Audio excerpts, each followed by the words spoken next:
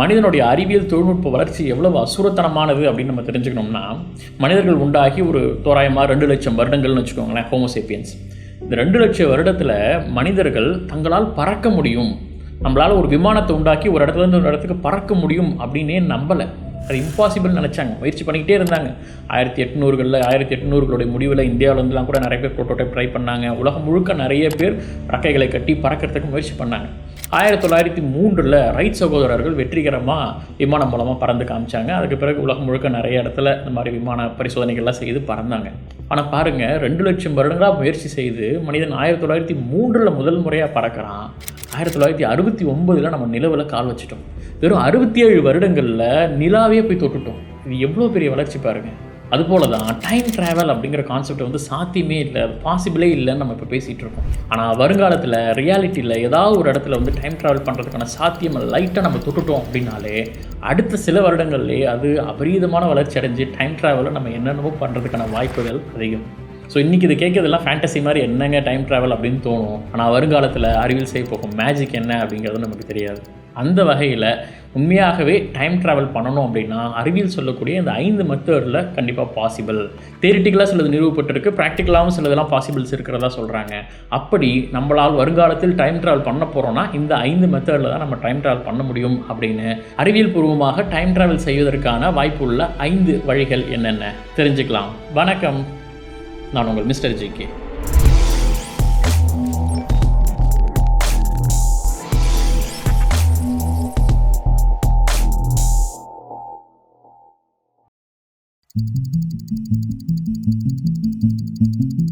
Time ட்ராவலை achieve பண்ணுறதுக்கான முதல் வழி ஸ்பீடு.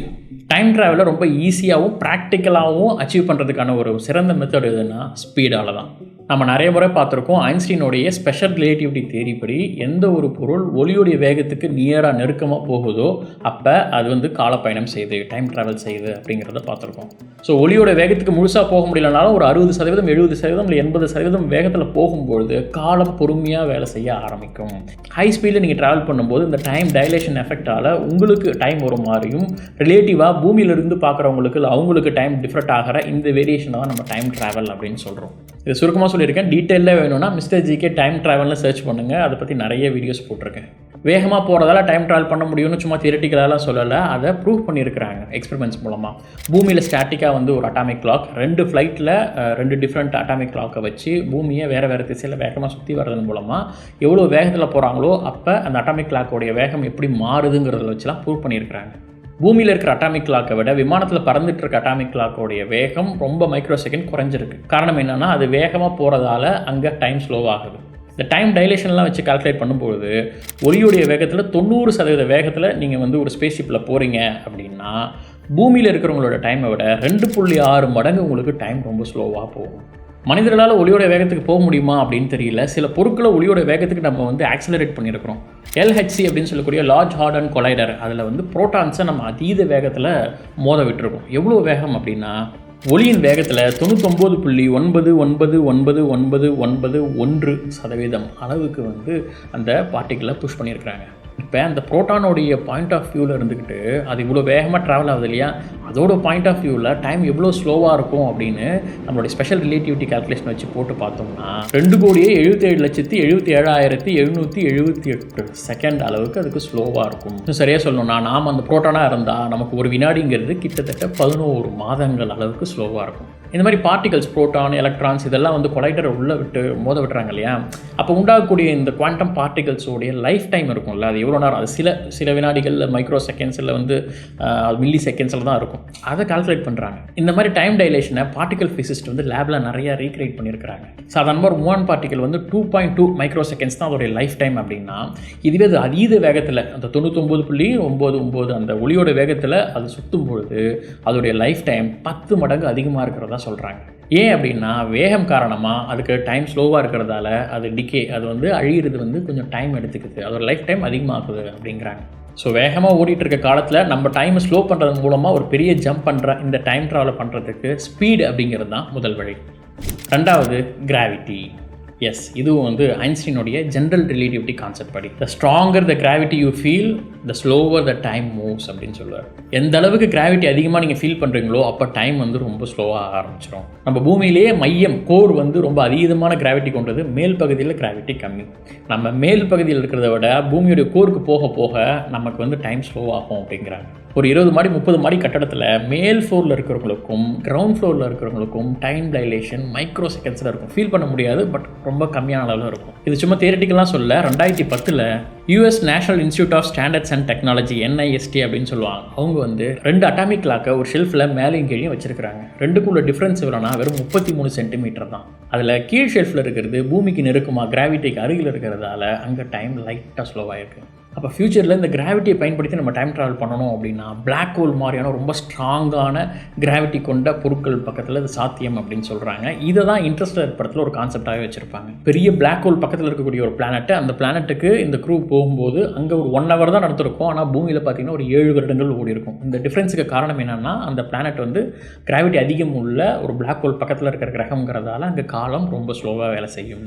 ஸோ இந்த வித்தியாசம் இன்னமும் ப்ராக்டிக்கலில் இருக்குது. நம்ம சுற்றி இருக்கக்கூடிய GPS சேட்டலைட்ஸ்லாம் பூமி சுற்றி வருது இல்லையா, அது வந்து அக்யூரேட்டாக டைம் டைலேஷன் நம்ம பூமியில் இருக்க கிராவிட்டி காரணமாக இங்கே டைமும் அது மேலே இருக்கிறதா அதுக்கும் ரொம்ப மைக்ரோ செகண்ட்ஸில் வந்து டைம் டிஃபர் ஆகிறதால அதை வந்து ரிலேட்டிவிட்டி கால்குலேட் பண்ணி ஆட்டோமேட்டிக்காக அதை அட்ஜஸ்ட் பண்ணிகிட்டே இருக்கிறாங்க அந்த டைமை. அப்படி அட்ஜஸ்ட் பண்ணுறதால தான் நமக்கு ஜிபிஎஸ்ஸோ டைம் இதெல்லாம் கரெக்டாக இருக்குது. அந்த அட்ஜஸ்ட்மெண்ட் நடக்கலை அப்படின்னா ஜிபிஎஸ்லாம் தப்பாக எடுத்த காட்டும். ஸோ வருங்காலத்தில் பிளாக் ஹோல் மாதிரியான அதீத கிராவிட்டி கொண்ட பொருட்களை பயன்படுத்தி டைம் ட்ராவல் பண்ணுறதுக்கான சாத்தியங்கள் இருக்குது. 3வது, சஸ்பெண்டட் அனிமேஷன். அதாவது வேகமாக ஸ்பீடு இன்க்ரீஸ் பண்ணியோ இல்லை அதீத கிராவிட்டி மூலமாகவோ டைமை வளைக்கிறதுக்கு பதிலாக டைம் காலத்தை வந்து நம்மளுடைய பெர்ஸ்பெக்ஷன் எப்படி இருக்கோ நம்மளை வளைச்சிக்கிறது.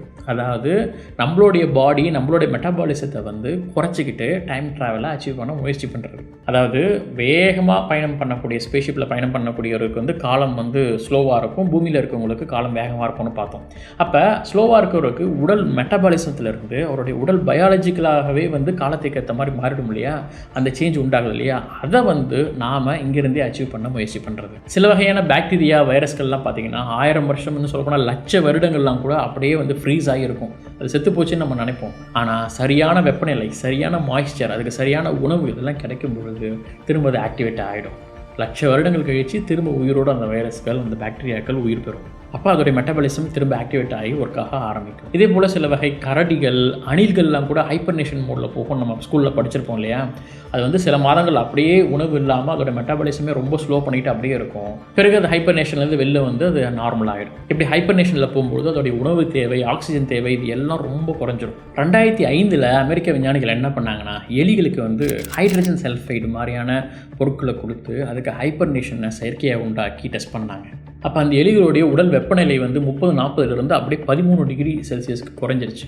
அதோடைய உடல் மெட்டபாலிசம், அதுக்கு தேவையான ஆக்சிஜன், உணவு, இது எல்லாம் 10 மடங்கு குறைச்சிக்கிச்சு தானா. அப்படி ஒரு ஷார்ட் டேர்மாக 6 மணி நேரம் அது ஹைப்பர்னேஷன் மோடில் போயிட்டு 6 மணி நேரம் கழித்து எந்த உடல் பிரச்சனையும் இல்லாமல் ஆக்டிவேட் ஆகி அது மண்ணு சாதாரணமாக ஓட ஆரம்பிச்சிச்சு. இது வெற்றிகரமாக எலிகளுக்கு செய்து முடித்தாங்க. ஆனால் அதே வந்து ஆடு, பன்னி இதுக்கெலாம் ட்ரை பண்ணாங்க, அது ஃபெயிலியர் ஆகிடுச்சு அந்த டைமில். இன்னொரு மெத்தட் இருக்குது, ஹைப்போதெர்மிக் ஹைபர்னேஷன் அப்படின்னு சொல்லி. ரத்தத்துக்கு பதிலாக கோல்ட் சலைன் சொல்யூஷன்ஸை வந்து உள்ளே செலுத்துவாங்க. அப்படி செலுத்தி வந்து ஹைப்பர்னேஷன் மோடு கொண்டு போகிறது. இது சில வகை பன்றிகளுக்கு வேலை செஞ்சுருக்கு. ஹைப்பர்னேஷன் மோடு சக்ஸஸ்ஃபுல்லாக போய் திரும்ப வந்திருக்கு. இது மனிதர்களுக்கு கிளினிக்கல் ட்ரையலுக்காக முயற்சி பண்ணிகிட்டு இருக்கிறாங்க. இப்படி காலத்தை வேகமாக கடந்து நம்மளால் ஆக்சஸ் பண்ண முடியலன்னா நம்ம உடல் மெட்டாபாலிசத்தை ஸ்லோ பண்ணிக்கிட்டு அந்த இடத்த அடையக்கூடிய டைம் ட்ராவல் மெத்தடை விஞ்ஞானிகள் முயற்சி பண்ணுறாங்க. 4வது மெத்தட், வார்ம் ஹோல்ஸ். ஐன்ஸ்டீனுடைய ஜென்ரல் ரிலேட்டிவிட்டி தேரிபடியே வார்ம் ஹோல் இருப்பதற்கான சாத்தியங்கள் இருக்குது அப்படின்னு சொல்கிறாங்க. இது தியரிட்டிக்கலாக ஓரளவு நேராக சொன்னாலும் ப்ராக்டிக்கலாக இது இருக்கிறதுக்கான எந்த சாத்தியமும் இதுவரை கண்டுபிடிக்கப்படவில்லை. இருக்குமா இல்லையா அப்படிங்கிறது ஒரு ஹைப்போதிசிஸ் தான். ஆனால் Stephen Hawking, Roger Penrose, grip Thorn சொல்லிட்டு நிறைய விஞ்ஞானிகள் வந்து இந்த வார்ம் ஹோல் இருக்கிறதுக்கான சாத்தியக்கூறுகளை நம்புகிறாங்க. அப்படி ஒருவேளை குவாண்டம் ஸ்கேலில் அந்த அளவில் சின்ன சின்ன வார்ம் ஹோல் இருந்தால் அதை இன்ஃப்ளேட் பண்ணி மனிதர்கள் ட்ராவல் பண்ணுற அளவுக்கு மிகப்பெரிய வார்ம் ஹோலாக உண்டாக்கலாம். அப்படி இல்லைன்னா எக்ஸிஸ்டிங் நியூஸில் இருக்கக்கூடிய வார்ம் ஹோல்ஸ் நம்ம கண்டுபிடிக்கணும் அப்படின்னு 2 வகையாக தேடுறாங்க. சுருக்கமாக இந்த வார்ம் ஹோலை புரிஞ்சுக்கணும் அப்படின்னா ஸ்பேஸ் டைம் அப்படிங்கிறதே காலவெளி அப்படிங்கிறது தான். அப்போ காலத்தை நம்ம சுருக்கணும், காலத்தில் வேகமாக போகணும் அப்படின்னா இந்த கால வெளியை வளைக்கிறதன் மூலமாக ஒரு இடத்துலேருந்து இன்னொரு இடத்துக்கு வேகமாக ட்ராவல் பண்ண முடியும். அப்படி இயற்கையாகவே யூனிவர்ஸில் இருக்கக்கூடிய சில அமைப்புகள் தான் வார்ம் ஹோல் அப்படிங்கிறது. இங்கேருந்து 1,00,000 ஒளியாண்டுகள் தொலைவில் இருக்கக்கூடிய ஒரு இடம் வந்து காலவெளி அப்படியே வளைந்து பக்கத்தில் இருந்ததுன்னா நம்ம ஒரு வருடத்துலேயே அங்கே போய் அடைய முடியும். ஸோ இந்த மாதிரியான இயற்கையான வார்ம்ஹோல் அமைப்புகள் எங்கேயாவது இருக்கா அப்படிங்கிறதான் விஞ்ஞானிகள் தேடிட்டு இருக்காங்க. இப்படி வருங்காலத்தில் இந்த வார்ம்ஹோல் கண்டுபிடிக்கப்பட்டால் டைம் ட்ராவல் செய்வதற்கான சிறந்த மெத்தட் அது. 5வது வழி லைட், ஒளியை பயன்படுத்துறது. அமெரிக்கன் ஃபிசிசிஸ்ட் ரொனால்ட் மெல்லட் அப்படின்னு சொல்லக்கூடிய ஒருவர் என்ன செய்கிறார் அப்படின்னா, ஒளியை பயன்படுத்தி நம்மளால் எப்படி டைம் ட்ராவல் பண்ண முடியும் அப்படின்னு சில வழிகளை சொல்கிறார். எப்படி ஒரு டீ காஃபியில் நம்ம சக்கரை போட்டு ஸ்பூன் அப்படி கலக்கி நிறுத்தின உடனே மேலே அந்த நுரை அந்த பபுளோடு சேர்த்து சுற்றிட்டு இருக்கும் இல்லையா, அதுபோல் இந்த ஸ்பேஸ் டைம்லையும் நம்ம வேகமாக சுழற்றுவதன் மூலமாக அதை சுருக்கி அதை வளைக்க முடியும் அப்படின்னு சொல்கிறார். லேசர் லைட்ஸ் மாதிரி வந்து ஒரு ரொட்டேட்டிங் சிலிண்டரில் உள்ளே அடுக்கி அதை சுழல்வதன் மூலமாக ஸ்பேஸ் டைமை வளைக்க முடியும் அப்படின்னு சொல்கிறார். அதாவது ஒரு கான்செப்ட் என்ன, ஸ்பேஸ் டைம் அப்படிங்கிற அதோடைய ஜாமெட்ரியை நம்ம சரியாக புரிஞ்சுக்கிட்டோம் அப்படின்னா அந்த சரியான வடிவமைப்பில் நம்ம அதை ஆக்சஸ் பண்ணும்பொழுது அதை நம்ம வளைக்கிறதன் மூலமாக ஸ்பேஸ் டைமை வளைச்சிட்டோம் அப்படின்னாலே எப்படி வார்ம்ஹோல் தானாக இயற்கையாக வளைச்சிருக்கோ அது மாதிரி நம்ம செயற்கையாக வளைக்கிறதுக்கான முயற்சி, அப்படி வளைக்கிறது மூலமாக ஒரு தூரமான இடத்த வந்து குயிக்காக நம்மளால் ட்ராவல் பண்ண முடியும் அப்படிங்கிறார். 1999கள் 2000களில் வந்து தியரிட்டிக்கலாக உண்டாகி இதுக்கு ப்ரூஃப் ஆஃப் கான்செப்ட் POC நான் ஒன்று பண்ண போகிறேன் அப்படின்னு சொல்லி ஃபண்ட் ரைஸ் பண்ண ஆரம்பித்தார். ஒரு வட்டமான சர்க்குலர் அரேஞ்ச்மெண்ட்ஸில் அடுக்கப்பட்ட லேசர் கதிர்கள் வந்து வேகமாக சுற்றும் போது அதில் நியூட்ரான்ஸை ட்ராப் பண்ணுறது மூலமாக இதை ப்ரூவ் பண்ண முடியும் அப்படின்னு சில வழிகளோடு வந்தார். ஆனால் அதுக்கான ஃபண்டு கிடைக்காதாலையும் அது ப்ராக்டிக்கலாக இன்னும் ப்ரூவ் பண்ண முடியாததாலையும் அந்த கான்செப்ட் அப்படியே இருக்குது. ஆனால் இது போல் ஸ்பேஸ் டைமை வளைக்கிறதன் மூலமாக டைம் ட்ராவல் ஆக்சஸ் பண்ண முடியுங்கிறதுக்கு இந்த லைட் ஒரு கான்செப்ட். இன்னொன்று வந்து வார்ப் டிரைவ் அப்படின்னு சொல்லி நம்ம ஒரு டீட்டெயிலான வீடியோ போட்டிருப்போம். நீங்கள் மிஸ்டர் ஜிகே வார்ப் டிரைவ் அப்படின்னு போடுங்க, அதில் டீட்டெயிலாக சொல்லியிருப்போம். அதுவும் கிட்டத்தட்ட இந்த மாதிரி ஒரு அமைப்பு தான். ஒரு மிஷின் வந்து ஸ்பேஸ் டைம் வந்து ஒரு போர்வையை ஒரு பாய சுருட்டுற மாதிரி எப்படி வேகமாக நம்மளால் வளைச்சி அதை ஆக்சஸ் பண்ண முடியுங்கிற கான்செப்ட் தான். இது போல் இந்த ஸ்பேஸ் டைமை ஆல்டர் பண்ணி டைம் ட்ராவல் பண்ணுறது அப்படிங்கிறது ஒரு மெத்தட். அதில் இவர் லைட்டை பயன்படுத்துகிறார், அவ்வளோதான். ஸோ இப்போதைக்கு அதிகமான பாசிபிலிட்டி உள்ள அறிவியல் சொல்லும் இந்த 5 வழிகள் தான் இருக்குது. இன்னும் நிறைய வழிகள், நிறைய பேர் ஹைப்போதிசிஸ், நிறைய புதுசு ஐடியா சொல்கிறாங்க. பட் கொஞ்சம் ரியலிஸ்டிக்காக இருக்கிறது இதுதான். இந்த 5 மெத்தடில் அதிகமான பாசிபிலிட்டி இருக்குன்னு நீங்கள் நினைக்கிற மெத்தட் எதுங்கிறத மறக்காமல் கமெண்ட்டில் சொல்லுங்கள், நான் தெரிஞ்சுக்க விரும்புகிறேன். அடுத்த 100 வருடங்களில் என்ன நடக்கும் அப்படின்னு நமக்கு தெரியாது. லெட்ஸ் வெயிட் பண்ணி தான் பார்க்கணும். டைம் ட்ராவல் பற்றி உங்களுக்கு பேசிக்காக நிறைய டவுட்ஸ் இருக்குது அப்படின்னா டைம் ட்ராவல்னே ஒரு பிளேலிஸ்ட் வச்சுருக்கோம், அதில் இருக்கிற எல்லா வீடியோஸையும் பாருங்கள். இன்னும் நிறைய சுவாரஸ்யமான விஷயங்கள் தெரிஞ்சுக்க வேண்டியது இருக்குது. தொடர்ந்து இணைந்திருங்கள் மிஸ்டர் ஜிகேவுடன். நன்றி.